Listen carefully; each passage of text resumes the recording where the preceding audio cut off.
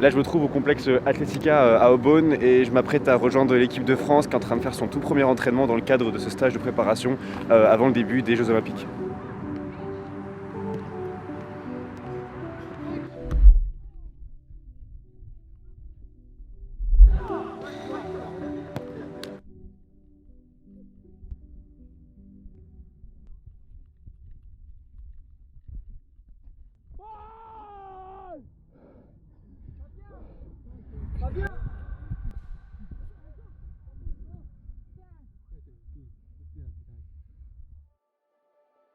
Du 15 au 26 novembre dernier s'est tenue la 100e édition des Deaflympics, également appelés Jeux Olympiques des sourds, à Tokyo. Un événement sportif majeur pour la communauté sourde car c'est aujourd'hui la seule compétition olympique internationale à laquelle ils peuvent participer. Le problème, après avoir remporté une médaille d'or historique en 2024, l'équipe de France de football sourd est aujourd'hui en difficulté entre manque de reconnaissance, financement insuffisant et absence de médiatisation. Alors à quelques jours du coup d'envoi de ces Deaflympics, j'ai voulu m'immerger dans leur quotidien pour découvrir ce qui fait la particularité de ces jeux et comprendre pourquoi les Bleus doivent absolument gagner une médaille s'ils veulent continuer à exister.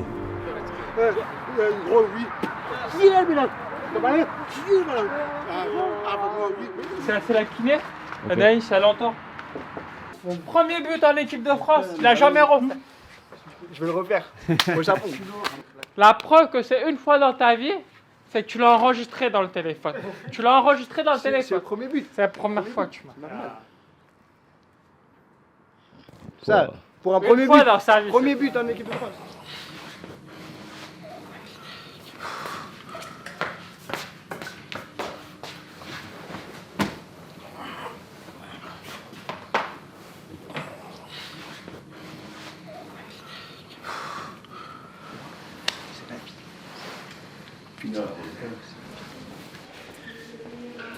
C'est bien en vrai ici. Ouais, mais avant on était à Clairefontaine.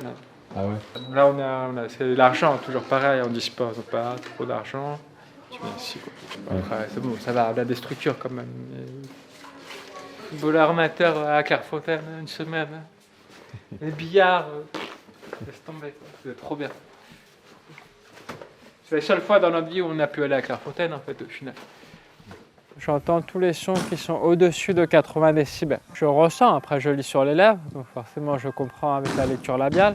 Les sons, je peux les entendre dans certaines conditions où par exemple il y a des vibrations, ça je suis vachement beaucoup plus sensible aux vibrations. Lui, c'est Fabien Krucker. Il est malentendant de naissance et joue au football depuis l'âge de 7 ans. Son handicap s'est progressivement aggravé et à 8 ans, il reçoit un appareil auditif pour la première fois. C'est pour cette raison qu'il peut à la fois communiquer oralement et grâce à la langue des signes. Plus je grandis, plus je me rends compte que j'ai besoin d'être dans les deux mondes. J'aime être dans le monde entendant parce qu'on fait souvent beaucoup plus de rencontres qui sont plus vastes, le monde est plus grand. Par contre, j'aime retourner dans le monde des sourds parce que c'est des personnes que je côtoie depuis tout petit. Je suis dans un environnement où je comprends beaucoup mieux ce qui se passe autour de moi, l'air de rien, parce que c'est la langue des signes.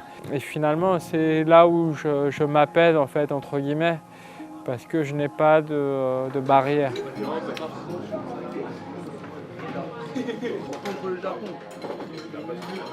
Le premier soir, j'ai pu discuter avec quelques joueurs et notamment Antoine Le Bigot, qui est un des plus gros espoirs actuels de l'équipe de France. Et il m'a un peu raconté son parcours en bleu et les difficultés auxquelles l'équipe est aujourd'hui confrontée. On a fait médaille d'argent aux Deaflympics au Brésil en 2022. Après, on a fini 7e place en Malaisie au championnat du monde. Et après, on a été champion d'Europe l'année dernière. Et là, on prépare le Japon. J'espère qu'on va ramener la médaille d'or. Ah ouais. Ah, j'espère. Ouais. Pour montrer à la France qu'on a une très bonne équipe. Il faut montrer à la France qu'on n'est pas assez médiatisé, pas encore connu. Quoi. J'aimerais bien qu'on parle plus des Deaflympics, j'aimerais bien plus. Pour la reconnaissance de l'équipe de France sourde, c'est pour ça. Ouais. Cette sous-reconnaissance et sous-médiatisation des sourds au football, j'en avais entendu parler. Et c'est d'ailleurs l'une des raisons principales de ma venue. Faut dire que lorsque l'équipe de France a remporté en 2024 le championnat d'Europe en Turquie, après avoir remporté la médaille d'argent 2 ans plus tôt aux Deaflympics, personne n'en a véritablement parlé. Comment c'était l'Euro ? Ouais. Quand je suis revenu en équipe de France, il y a 3 ans maintenant, j'avais dit aux jeunes, je reviens parce que vous avez beaucoup de talent, vous avez beaucoup de qualité, Et j'ai envie de faire partie de ça. Après, c'est vrai qu'on avait dans notre groupe la Turquie, on savait que c'était un gros morceau. On finit par gagner le match en renversant le match alors qu'on perdait 1-0. C'est vraiment le truc qui a lancé l'aventure en fait. Derrière, on gagne contre la Pologne. Ensuite, on a joué la Grèce, donc on connaissait l'adversaire. On savait à quoi s'attendre, on a gagné aussi. Après, on a affronté l'Italie, on savait aussi à quoi s'attendre. Voilà. Mais après, on était dans une espèce de spirale de confiance, en fait, si tu veux. Puis après, quand on se qualifie pour la finale, on se dit pourquoi pas. Sachant qu'on affronte le champion d'Europe en titre, champion olympique en titre, ceux qui nous ont battus au Brésil, les numéros 1 mondiaux. Et pourtant, voilà, on savait qu'on pouvait faire quelque chose. Et on gagnait 1-0 jusqu'à la 90e. On se prend un but à la 91e, on fait les prolongations et en prolongation on gagne 3. C'est incroyable, c'est te dire que tu es sur le toit de l'Europe comme dans ton sport, dans ton domaine, c'était ouf. Enfin, même si tu as l'espoir avant de commencer une compétition et tu dis que tu peux devenir champion, quand ça arrive vraiment, c'est incroyable, franchement c'est incroyable.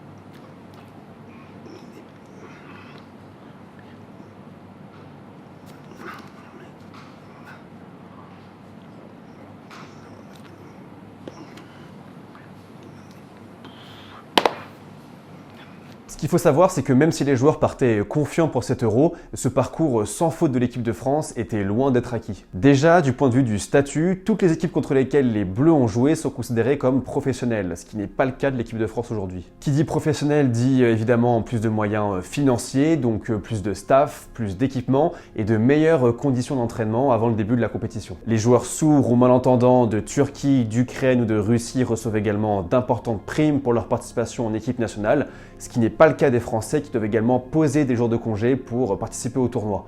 En gros, c'est presque du bénévolat.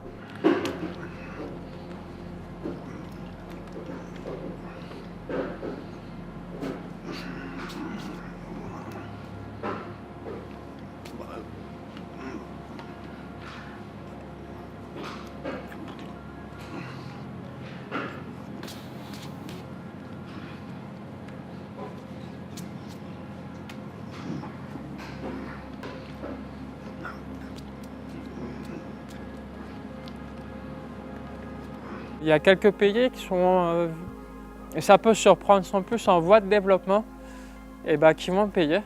Donc ils vont donner des belles primes, hein. Je parle de 100 000 euros, 150 000 euros, je parle de maisons ou de voitures. En France, on n'a pas ça, on n'a pas cette politique de mettre en avant le sport et de payer les athlètes. On n'a pas de moyens en fait. On n'a pas de moyens. La Fédération handisport, très simplement, pour te dire la vérité, nous a dit avant le championnat d'Europe, si vous ne faites pas un résultat, on va privilégier les filles, il n'y aura plus d'argent pour les garçons. Aujourd'hui, on a fait un résultat, donc ils renouvellent le truc. Mais s'il n'y avait pas eu de résultat, voilà. Et après, ils nous demandent de faire une médaille par contre. Donc là, on a fait champion d'Europe, on n'est pas encore arrivé à se mettre sur les listes sportives de haut niveau. Donc il faut qu'on fasse 4e minimum aux Jeux Olympiques pour qu'on puisse être retenu sur la liste des sportifs de haut niveau. Donne-nous des moyens pour avoir des résultats, tu ne nous donnes pas de moyens, voilà. Donc c'est comme ça, c'est malheureux mais c'est comme ça. Alors j'ai essayé de comprendre pourquoi les sourds sont autant considérés comme un cas à part dans le milieu du football et du sport en général. Il n'y avait qu'à voir les Jeux Olympiques de 2024 pour en attester.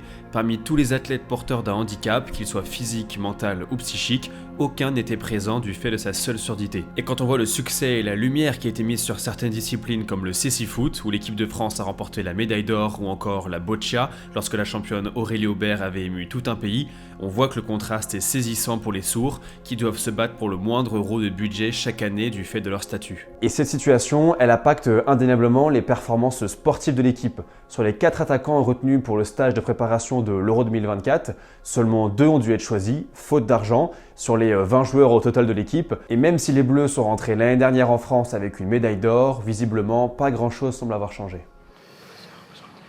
Si, là, comme.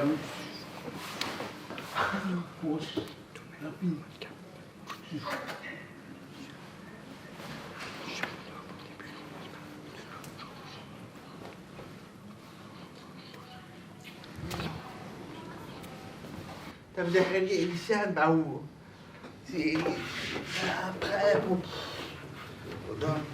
vous êtes, c'est quoi, d'étouffer le jeu, avec ça, d'étouffer au jeu haut.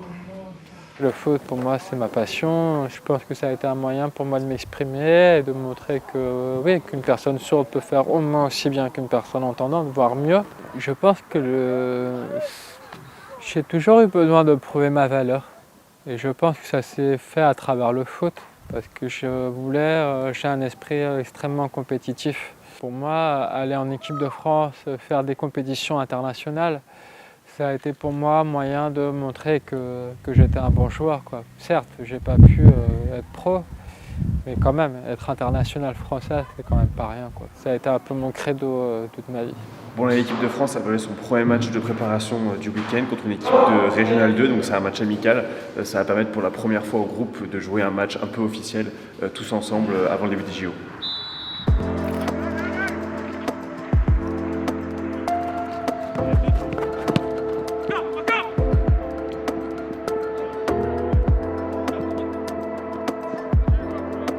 Un match de football sourd, c'est presque similaire à un match de football classique. C'est du 11 contre 11 pendant 90 minutes, avec demi-temps de 45 minutes chacune. Cependant, il y a, comme vous pouvez vous en douter, quelques différences avec le football habituel. Par exemple, tous les joueurs doivent retirer leurs appareils auditifs et de nombreux signaux visuels sont utilisés sur le terrain pour remplacer la langue, l'oral. Les arbitres n'ont par exemple pas de sifflet mais des drapeaux dans la main qu'ils agitent en cas de faute ou d'avertissement ou de changement par exemple. Également dans la communication ça change un petit peu aussi puisque les joueurs donc communiquent en langue des signes, donc beaucoup moins en langue parlée, donc le jeu est beaucoup plus silencieux par exemple que sur un match de foot classique. Mais de manière générale dans le jeu tout est extrêmement similaire, la preuve on a une équipe dite entendante qui joue contre une équipe sourde et les deux se ressemblent énormément.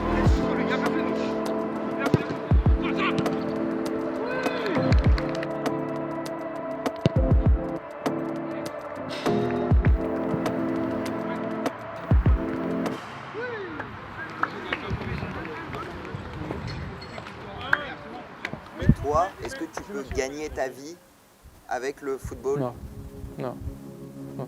Tu gagnes pas d'argent? Je pourrais pas gagner d'argent avec le foot, non. Le seul truc qui aurait pu être possible, c'est faire des médailles paralympiques et gagner une médaille d'or aux Paralympiques, c'est 80 000 €. Mais en France, comme on n'est pas rattaché aux Paralympiques, déjà cette prime on l'a pas. Là, si on devient champion olympique au Japon, on n'aura pas de prime. Là, actuellement, comme c'est fait, non. Là, quand on doit prendre des congés pour aller faire 2 semaines de compétition, va expliquer à ta femme et tes enfants que tu prends 2 semaines de congés parce que tu veux faire une compétition et que du coup, tu as 2 semaines de moins de congés pour être avec ta famille, quoi. Donc on fait ça quelques années et puis après, les joueurs ne peuvent plus le faire, quoi. Forcément, il arrive un moment où on ne peut plus. En fait, cette absence aux Jeux paralympiques, elle est plus complexe qu'il n'y paraît. Ça, c'est pas uniquement en France, mais dans le monde, il y a une fédération internationale sourde.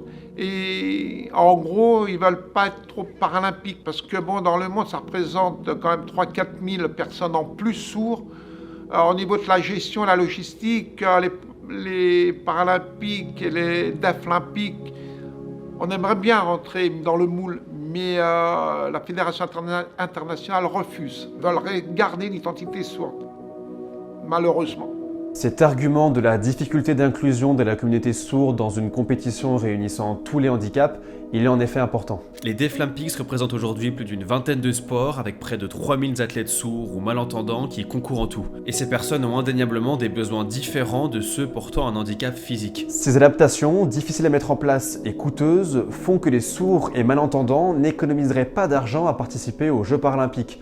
Au contraire, cela leur coûterait plus cher. Et surtout, l'avantage pour les sourds et malentendants d'avoir leur propre compétition olympique, c'est justement d'être immergés dans un environnement qui facilite leurs interactions, puisqu'ils peuvent se comprendre sans forcément utiliser la même langue des signes. De plus, aux Jeux paralympiques, pour assurer une équité entre tous les athlètes, ces derniers sont classés par catégorie selon la nature et la gravité de leur handicap. Par exemple, en para-athlétisme, une personne dite déficiente visuelle n'affrontera jamais une personne amputée de membres inférieurs par exemple. Mais qu'en est-il des sourds sourds et malentendants. Les athlètes sourds sont physiquement valides et capables de concourir sans restriction significative, à part les barrières de communication, et pourraient donc, en théorie, affronter des athlètes entendants dans certaines disciplines. Ainsi, dans le cadre des Paralympiques, ils seraient probablement séparés et concentrés dans une seule catégorie, ce qui reviendrait à jouer une compétition entre eux, comme actuellement avec les Deaflympics. En fait, les personnes sourdes et malentendantes ne se considèrent pas comme handicapées à proprement parler, mais faisant plutôt partie d'une minorité culturelle et linguistique. Ce qui en vient au deuxième argument, celui de l'identité. Il y a un style, il y a une gueule, c'est pas mal ça. Comment c'est froid.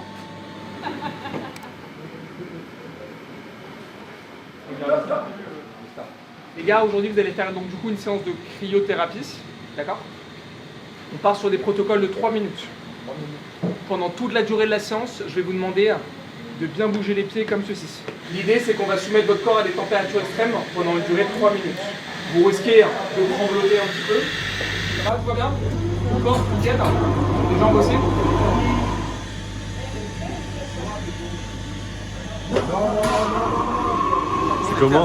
C'est comment Ça calme. Ça fait du bien mais ça calme. Allez, courage. Remettez les bras à l'extérieur.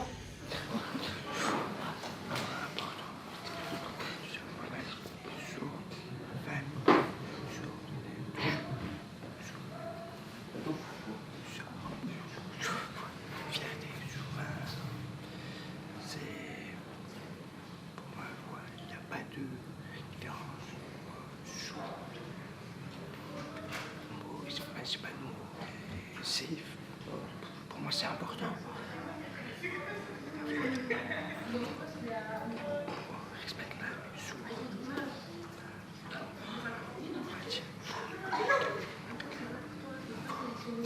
respecte chaque handicap.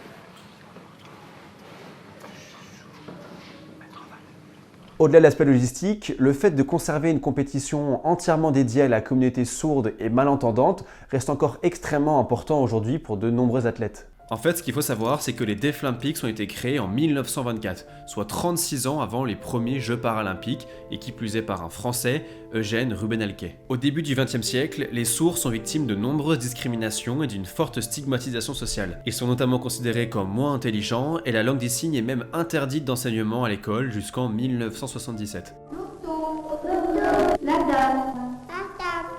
L'émergence des Jeux internationaux silencieux, l'ancien nom des Deaflympics, marque donc un tournant important, l'occasion pour les sourds et malentendants d'enfin obtenir leur place dans la société. Mais quand les Paralympiques ont commencé à se développer en parallèle des Deaflympics, les deux compétitions ont continué à se tenir séparément. Il ne s'agit pas d'un oubli ou d'un manque de considération, mais bien d'un choix du Comité international des sports des sourds qui organise les Deaflympics. Ce même comité est même devenu un membre fondateur du Comité international paralympique qui organise les Jeux paralympiques, tout en conservant son autonomie et en partageant les revenus générés par les Paralympiques. Mais en raison du statut si particulier des athlètes sourds et malentendants évoqués précédemment, l'accord ne fait pas l'unanimité au sein de la communauté sportive, et en 1993, les membres du Comité international des sports des sourds décident que la seule manière de résoudre cette confusion entre Jeux paralympiques et Jeux olympiques des sourds était de démissionner du Comité international paralympique et de devenir indépendants, ce qu'ils feront 2 ans plus tard. Tout ça, ça peut paraître compliqué, mais ce qu'il faut retenir, c'est que ce sont les mêmes débats entourant la place si particulière des sourds et malentendants dans la société qui ont causé sa séparation des instances olympiques officielles. Aux yeux des sourds et malentendants eux-mêmes, ils n'entrent ni dans la catégorie des personnes entendantes, ni dans celle des personnes handicapées, car ils considèrent que leurs besoins ne sont pas correctement adressés dans l'une ou l'autre de ces catégories. Leurs limites ne sont pas physiques, elles se situent à l'extérieur, dans le domaine social et de la communication. Et c'est là que les Deaflympics prennent tout leur sens. La communauté sourde possède une culture et une histoire riche, avec sa propre langue, ses propres traditions, mais aussi ses propres persécutions. Les Deaflympics ne constituent pas seulement le Graal ultime du sport sourd, ils sont aussi une célébration de leur culture, et certains membres de la communauté craignent justement que l'intégration aux Jeux paralympiques ne fragilise cette célébration.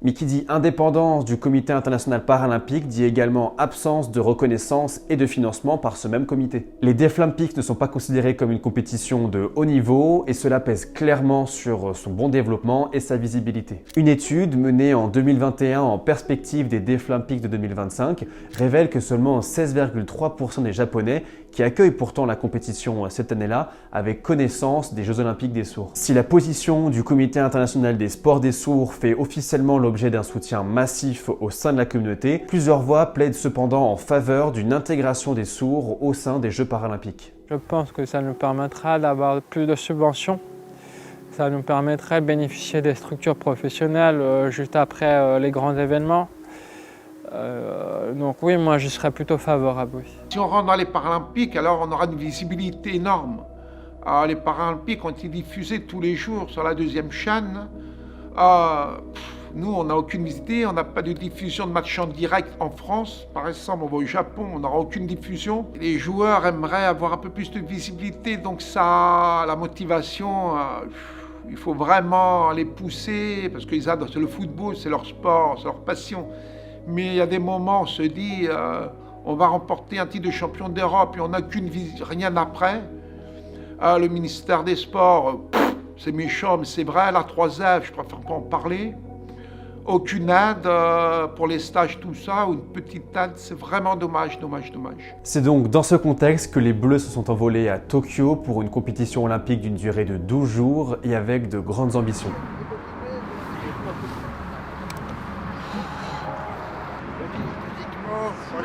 Logiquement, 3 jours, on va taper des rangs, et pouf, on va dernière minute, encore, allez, super, on continue.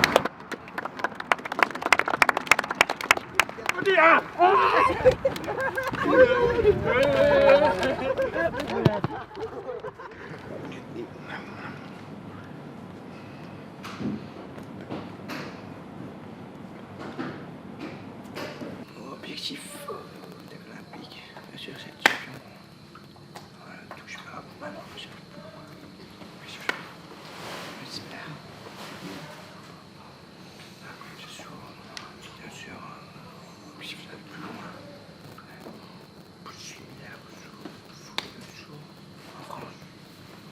L'aventure de l'équipe de France a commencé très fort dès le premier jour avec une victoire 4-0 contre l'Ouzbékistan, la veille de la cérémonie d'ouverture des Deaflympics. Les Bleus font ensuite match nul contre le Brésil, un résultat qui peut paraître anodin mais qui va être déterminant pour le reste de la compétition puisqu'ils finissent 2e de leur groupe et retrouvent l'Ukraine en quart de finale, une des meilleures équipes de la compétition. Au terme d'un match âpre et offensif, l'équipe de France finit par l'emporter 2-0, mais en demi-finale ils se retrouvent encore contre un grand favori, la Turquie, et s'incline cette fois-ci. La défaite est amère pour un groupe qui avait l'ambition de remporter la médaille d'or pour la première fois depuis la création des Deaflympics à Paris il y a 100 ans. Mais l'aventure n'est pas terminée puisqu'en petite finale, les Bleus retrouvent les États-Unis et malgré un moral affecté par la défaite contre la Turquie, l'équipe de France va prendre sa revanche.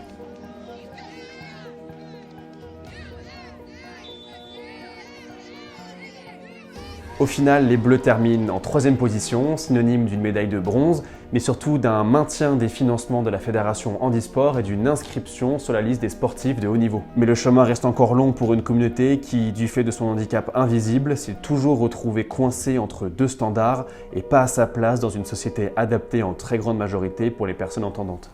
Je ne sais pas si on peut dire qu'on a une place en France. Les clubs sourds sont presque inexistants en France.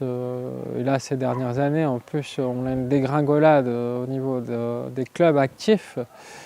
Il y a beaucoup de clubs qui ferment faute de moyens financiers, faute de subventions, faute de structure. Et le seul moment où on a un petit peu de lumière, c'est quand on fait des gros résultats avec l'équipe de France. À partir du moment où le foot sourd, en tout cas, ne ramène pas d'argent, les gens ne s'y intéressent pas. Donc non, je ne peux pas être optimiste. Je peux espérer que les choses s'améliorent. Je peux espérer qu'on ait un peu plus de reconnaissance. Et ça serait à juste titre, selon moi.